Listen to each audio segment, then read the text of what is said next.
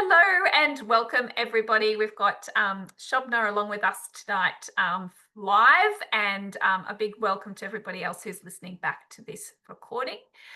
In tonight's webinar, we're going to have a chat through how to avoid some of the most costly financial mistakes to make. So I hope this is going to be really helpful to many of you who are perhaps reflecting on your own finances and how you're managing them. So I hope you get a lot out of tonight's session. A big welcome to everybody, all of you working so hard, all of your postgrad studies. Really impressed with all the amazing work that everybody is doing. And as usual, I like to just try to acknowledge not only the amazing work that you're doing, but the incredible skills that you're developing, which can be really useful in your financial life. So please don't forget, if you kind of try to segment your life and think, no, I'm not a finance person, I don't like numbers, but here you are doing lots of analysis around some scientific or marine research. Remember that analytical, amazing mind and skills, and maybe you're using Excel and other programs, are really, really useful when you're managing your money. So please make sure that you use those skills for your financial life as well. Just to commence, I'd like to acknowledge the traditional custodians of the various lands on which we're all connecting from today in this online webinar. I pay respects to elders past and present and recognise and celebrate their connection and role in caring for country over thousands of years. May their wisdom and strength be with us today. Just briefly, just a little quick introduction about who I am. So my name is Liz McLardy. Some of you may have come across me before or worked with me before. If not, my background is predominantly as an accountant, as a CPA. I worked in corporate for the first sort of decade of my career, and then I moved into education. So I was primarily a senior management accountant, so really looking at managing budgets for big businesses and helping them to understand their financial resources to make some really good strategic decisions. And then I moved into education, teaching again, mainly management accounting at Southern Cross University for about 5 years. And I've then now moved into a couple of other learning institutes based in Victoria. I'm still based in Northern New South Wales, and also, work alongside the SCPA in helping deliver these financial wellbeing webinars. I'm also a qualified financial counsellor and have a real passion for financial literacy and building financial literacy. So I'll talk at the end of the session tonight about how you can get in contact with me. The SCPA does support a number of sessions that are free to you with me. So I'll have a chat about that at the end as well. So tonight's webinar, tried to make it as simple and straightforward as possible. I know everyone is very busy, got a lot going on, not only with their studies, but in their own personal lives, family, all sorts of stuff going on. So two things I wanted to cover is I'm going to cover off about 8 financial mistakes that are commonly causing individuals to sort of hold up their wealth creation and create stress in their life, and some suggestions around how to overcome them. Many of these you are likely to have heard before. Perhaps they'll be sort of act as reminders, but they are really genuinely the most important, significant, powerful either tools, other things to do or not to do, and I'll share a little bit about those. So hopefully from watching this that you might take at least one of them away to think, yes, I'm going to do that. At the end of the session, I'll recommend probably which one it is, but it does certainly depend on obviously your own financial situation and your own approach to managing your money currently. So you may be doing some of these things. You may be doing some of the good things. You might be also doing some of the things that are also causing stress on your financial life. So it's a good little session to listen to think about and reflect, and to perhaps think about what are you going to keep doing and what are you going to stop doing. So I hope it's helpful. So let's jump straight into it. Our first one, which is one of one that's very close to my heart, being a management accountant, is not having and using a budget. So there's a reason why I've got those two aspects to this one. So it's all well and good, maybe you have a budget, but the other really important thing is to actively use a budget. So a budget is simply a plan for your money. So without a plan for your money, you are not going to know where your money goes, and likely you will overspend. So without that clear budget, that clear plan of where you want every dollar to go, you're really going to find it easy to overspend, run out of money before it's the end of the month. And obviously the impact of that is just a lot of financial stress. So I couldn't emphasize more how important a budget is. From my work experience of big businesses running, they couldn't run without a budget. They couldn't achieve the things that they have done financially, but also as an organization without a budget. It's the backbone of what they do. And that's really also how a budget should be within people's personal lives as well. So, and a budget, people might be saying, well, what is a budget? What does it look like? What are you talking about? And a budget really is as simple as, and it can be, a lot of students might ask, well, what software do I use? What app do I use? And those things aren't as important. You know, they're nice, they make it easier, but you could create a budget right now with a pen and paper and just writing out how much money, and you could do it month by month. Really good to do one for a 12-month period, looking out 12 months.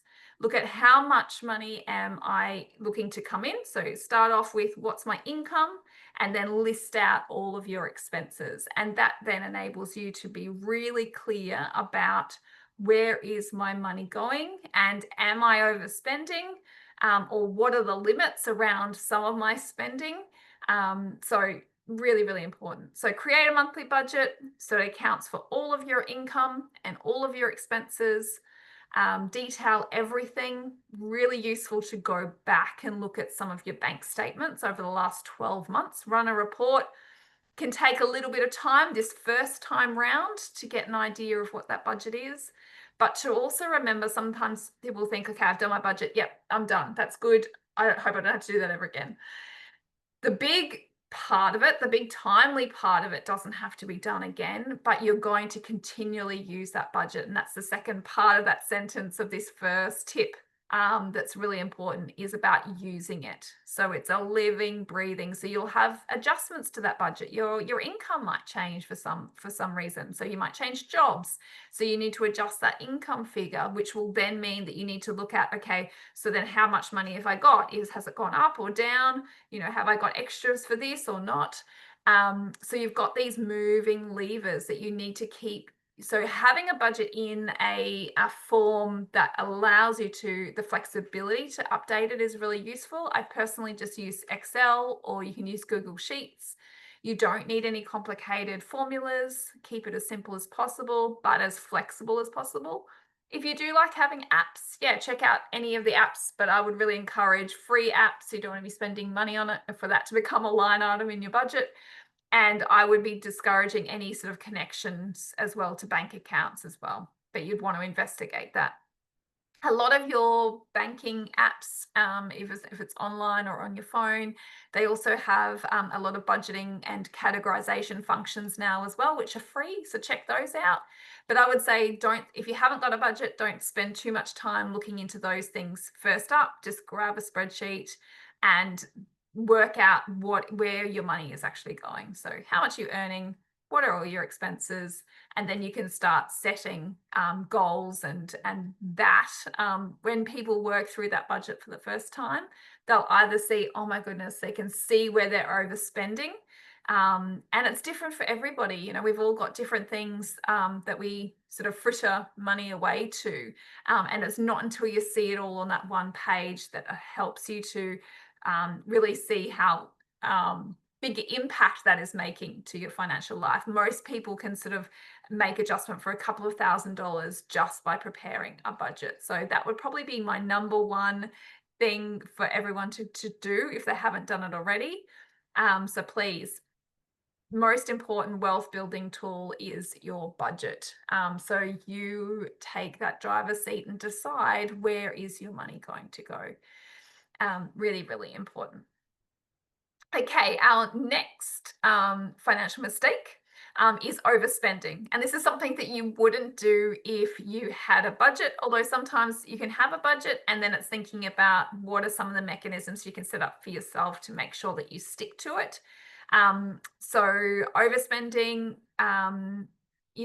spending more than you earn is the number one biggest mistake, particularly if you're also giving into lifestyle creep, which is where you might start earning more money, which is maybe something you'll all experience as you graduate and move into perhaps a more senior role after your postgraduate studies, is you might get that income that increasing, but what a lot of people will do is then adjust their lifestyle as well. So it's actually not having any impact on you or your wealth or reducing your financial stress. You're just having that income creep, so lifestyle creep.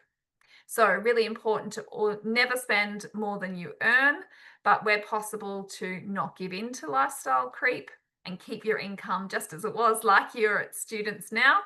And then let the income grow, and then the margin that you've got to do to save, to invest, to pay off debt just increases, and that's really powerful. Another pressure around, overspending is obviously peer pressure, what, your friends and family are doing, what they purchase, the fear of missing out, if it's experiences or the fear of missing out on holidays or particular cars or items that people have, and particularly impulse purchases too, which I'll talk a little bit about further on tonight as well. But it's all of these things that cause overspending, and you'll know yourself when you do your budget, you'll start to see where those areas of over expenditure are, because you can kind of look back over the last 12 months and see, okay, oh my gosh, I spent X amount of money on whatever it might be, and you can say, is that really how much I want to spend on that?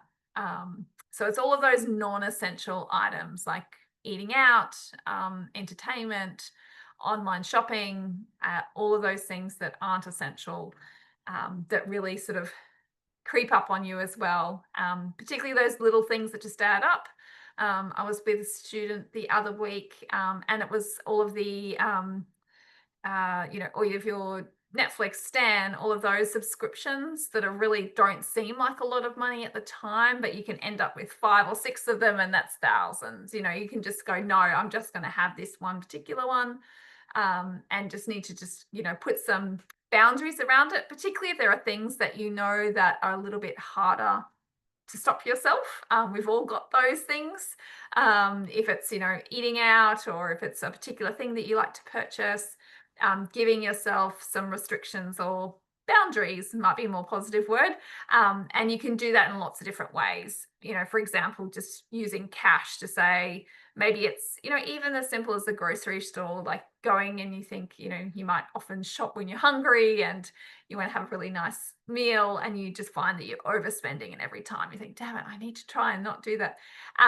Just having little mechanisms like using cash, or only putting a particular amount of money in your debit card, just to create that kind of boundary, can be really helpful too, and get yourself to, have that creative problem solving experience of saying, right, I've only got X amount of money to spend on this. What am I going to choose, instead of just, having an unlimited view. And I think that's what I've sort of shared here in the examples. If you find yourself eating out multiple times a week, limit yourself to 1 meal out per week, and then plan the others at home, and then use cash to stay within your limits. So really, really important there. But again, the main thing in terms of overspending is looking at what is the reason for that over expenditure. What is your kind of, is it fear of missing out, or peer pressure, lifestyle creep? Just to have that good sort of check in with yourself, to see where your money is going. All right. Number 3 mistake is relying on credit cards or high interest debt. So using any borrowed money in any form, however they want to slice and dice it and name it these days, and try and disguise it, is expensive. Not only is it expensive just paying off the interest, like you're obviously not paying for the item, the cost that you think you are at the register, because by the time you do pay it off, it's much more. The research actually shows that if you use a credit card rather than a debit card, you will actually buy more than you were going to buy. So that's really interesting too. It's really interesting around how it actually changes your behavior. So it might be sometimes I have students that say, oh no, I'm good, you know, I paid off on time, and I've never had to pay interest. But what I always challenge them in thinking through is, are you actually buying more than you would? And that's money wasted just because you've got the credit card, and you kind of have a different there's a different psychology around it when you're spending with a credit card, as opposed to a debit card. So yeah, try and perhaps do that little bit of research yourself and see what happens. So using cash or a debit card for everyday purchases, and then just get rid of your credit card and just decide that it's something that you don't need to have. The stress around it as well, always knowing and worrying, you know, it's another thing that you've got to make sure that you don't lose track of. You can really just simplify your financial life by just not having it, and that makes a big difference. And you don't need to have it to sort of prove to borrowers when you're wanting lenders, when you're wanting to buy a home, you know, with your credit record. If you've got a debit card and it shows all of your bills and that you're paying them on time, and you save up a deposit, that will be plenty. So don't use it just for that purpose, because you will be spending more than you'll be intending. Yeah, so just the example there, and a little bit of a, you know, a similar kind of recommendation to the last slide. So if you're really used to swiping your credit card for groceries, then just simply switching to a debit card, load it with a set amount that you want for, say, groceries, or whatever the big item is that you find hard. Most people find groceries is the number one.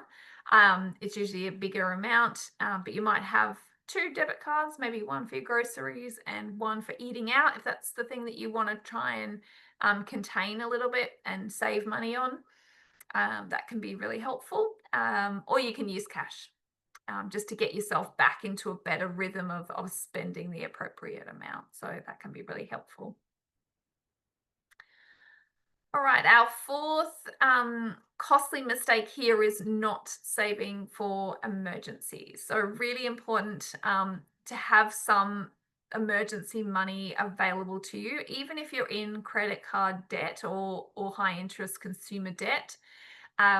Just starting with $1,000. So pay off all the minimums on all of your consumer debt if you have it, but make sure if any extra money you need to build up a just in case or an emergency fund of $1,000 is usually what's recommended. Because if you kind of think about, you know, what is the cost of the average kind of emergency, you know, if something happens to your washing machine or your car, that it should be usually around $500. So the $1,000 should cover it. But what that does is it helps you from then preventing you from going into even more debt. Because if you didn't have that, you just put on your credit card or your other high interest consumer loans, and then that just compounds the problem. So really important that you do have some money set aside for emergencies. So the recommendation is, if you do have consumer debt, not your mortgage and not your HECS debts, but anything outside of that, you put $1,000 aside in like a high interest savings account, separate to the rest of your money is important, because then you don't feel tempted to use it when you're at the grocery store example. So put it into a high interest savings account is fine, park it there. And then pay off all of that high interest consumer debt. And then once that's all paid off, the next step would be to build up an emergency fund of 3 to 6 months worth of expenses. And that really gives you a good buffer, a good cash cushion.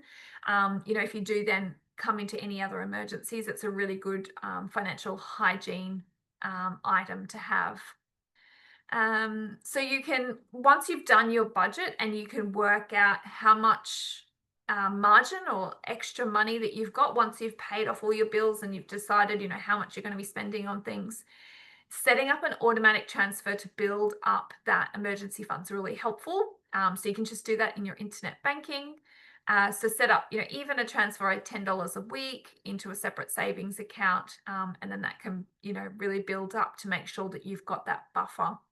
So that's a really good one to make sure that you do, and you can kind of tick off on your list. The next one I've got here is falling for get rich quick schemes, and I've put a couple of different items into this as well, just to kind of make sure that they're similar in terms of the psychology or state of mind that you have or you're likely to have to fall for them. So I know that we can all feel, and we might hear of friends or other people or hear from somebody else how much money somebody's made doing something, and there's so many things on TikTok and all sorts of, and there always will be ways to get rich quick, and that can be all sorts of different schemes and scams. Well, some of them are literally scams.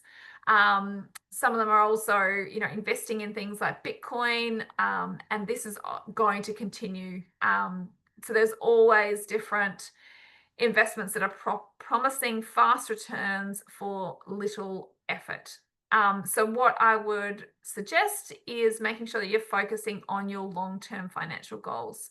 So time in the market and consistent investing builds wealth more reliably than chasing quick wins. And I've worked with quite a few students who have certainly had the roller coaster ride around investing in Bitcoin, and it's a gambling roller coaster, and we've set up ways to come out of that.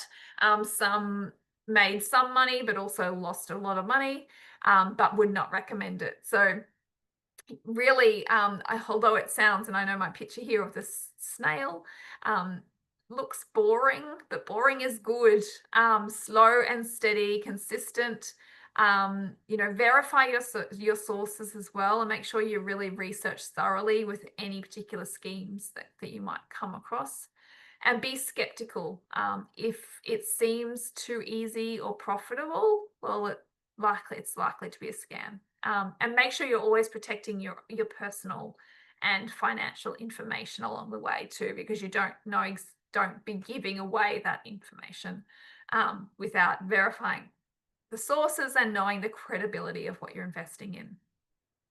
So rather than, jumping in and trying to invest in something like Bitcoin that you just don't actually understand and has no real asset behind it, and other speculative assets that are like that for fast profits, rather set up a regular savings or investment plan and just be consistent. So it's that sustainable wealth grows slowly over time. So Warren Buffett, the richest man in the world, this is his approach. He often quotes Einstein's is it eighth wonder of the world, which is compound interest, and that's all around small amounts of money invested over time, then really grow. And I guess that's the whole thinking behind, in Australia, our superannuation. So we consistently contributing to our retirement through superannuation. That's small amounts invested over time. We've always got to be careful, we're talking about superannuation, to look at our super fund, look at the costs, so the fees that they're charging us, and also the investments, how it's split, what we're in. You don't have to be in the superannuation fund that's default for your business, where you're working. So make sure you take the time to kind of look at that as well. But yes, it's that slow and steady. Remember that beautiful snail picture here. It's that small, consistent, over time amounts that really make an impact. It's setting yourself up with that process, that plan, that will build wealth over time. So there's a big research study of millionaires in the US that was conducted, and the top, I think it was the top 3 or 4, and it's not necessarily about the career or the job that the person had that I find interesting, but it's the commonality, the similarity between the the mind and a process-driven approach. So the number one job of this particular study in America, the job was engineers, accountants, and then teachers. So ahead of any medical staff, all of those 3 roles were the most commonly people to become millionaires, and the reason is because they're good at following a process. So engineers follow a process to ensure that everything is constructed in a way that's safe. Same with accountants, following rules and ensuring that everything is followed. Teachers have a teaching plan, and they know that is the thing that is successful. So take from that, it's not that you've chosen the right career or wrong career, but it's more that taking that process, that slow and steady approach is really what got them ahead, above and beyond what we might typically think around, lawyers or doctors, where the research actually showed that a lot of the time it was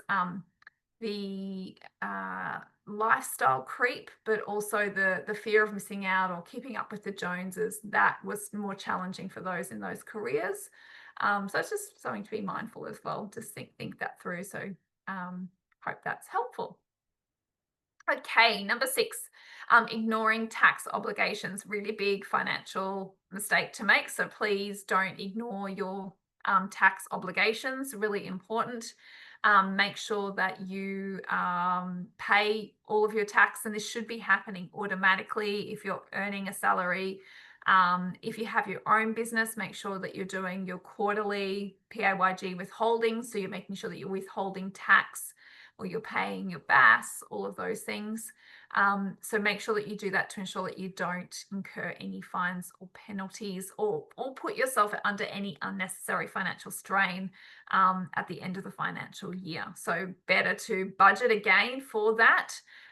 If you're earning a salary, as I said, it's just a matter of checking in if you've changed jobs, just doing a quick check to make sure that the right amount of tax is being withheld. You would know all about it if you're with the same employer, because you would have just come through tax time and then realized whether they withheld too much or too little. So you want it to be as close as possible to being right on the amount. So make sure you stay informed about your tax responsibilities, including reporting income from casual jobs or freelance work. That's really important too. So if you've got any side hustles, that's going to need to be declared in your tax return. So a good habit to get into is just to be any dollars that you earn that haven't been taxed, just put 1/3 of them into another account, call it tax, and that will keep you up, ready. So you've got them by the end of that financial year, you've got money set aside to pay for the tax associated with that income that you've earned on the side. And use the tax calculator on the ATO website that can help you to estimate how much tax that you need to owe. If you're part-time, ensure your employer is deducting the correct amount of tax, keeping track of any deductions that you're eligible for as well, like your educational expenses. Make sure that you keep all of the documentation for that. So all of that just helps you to prepare for tax time. Because a lot of the time that can be a stressful time for people, and that they haven't planned for it, and they don't have that money, so then it pushes them into debt, or and so be on the planning side of that equation, and you'll be in good form. My 7th one here, so we've got 8, so we're coming up to the end of them now. My 7th mistake that I want to highlight, that I see in a lot of my clients, is where they're not working together.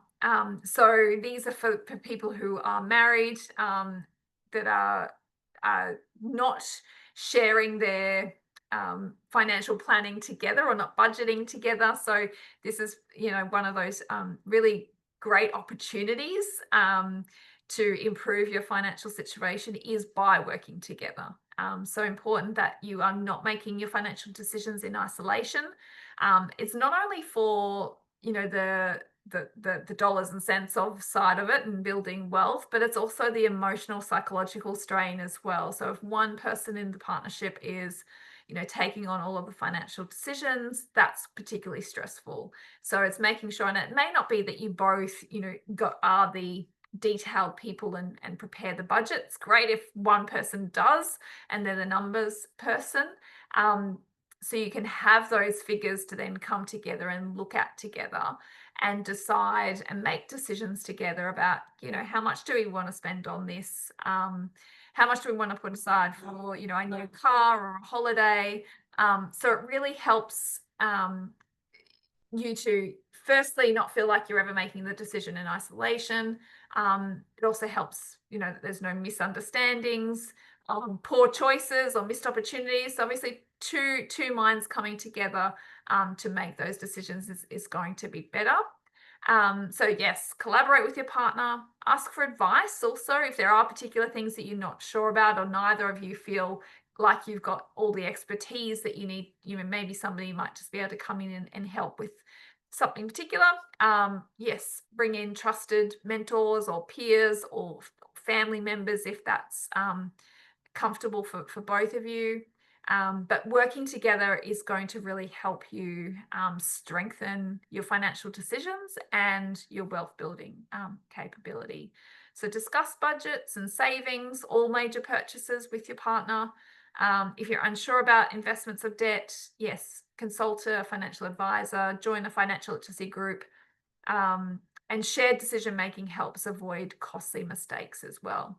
Now, for those who may not be married or partnered, also really important if you're working through things on your own to not feel like you're on your own. So if there are areas where you need help or you want a trusted soundboard, kind of try and work out who those people are. I know in some families, talking about money isn't really the accepted thing, but there might be one person who you feel like is a trusted person that you could, confidentially ask and talk about.